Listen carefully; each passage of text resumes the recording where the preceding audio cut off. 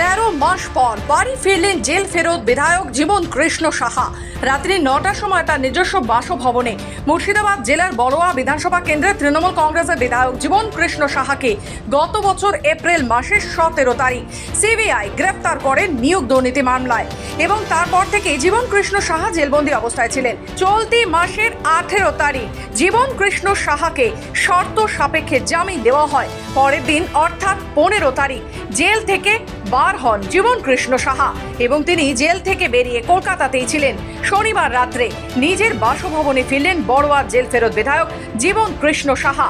বিধায়কের বাড়িতে যখন সিবিআই তল্লাশি চালাতে আসে তখন বিধায়ক জীবন কৃষ্ণ সাহা তার বাড়ির পুকুরে নিজের দুটি মোবাইল ফোন ছুঁড়ে ফেললেন।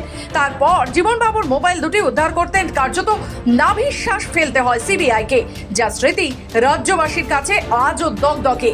সেই জেল ফেরত জীবন কৃষ্ণ সাহা শনিবার নিজের বাড়িতে আসাতেই উচ্ছ্বসিত জেল ফেরত বিধায়ক জীবন কৃষ্ণ সাহার অনুগামীরা। সত্যি খুব ভালো লাগছে। আজকে আমি এটা গর্ব করে বলতে পারি সত্যের জয় হয়েছে। আর আজকে দেখতে পেলেন আপনাদের সামনে, মিডিয়ার সামনে দেখতে পেলেন যে আজকে কর্মী বা যারা আমাদের দলের সমর্থক আছে তারা সত্যি খুব আনন্দিত হয়েছে, উৎফুল্লিত হয়েছে। আমিও তাদের সাথে সাথে আমিও খুব আনন্দ গর্ববোধ করছি।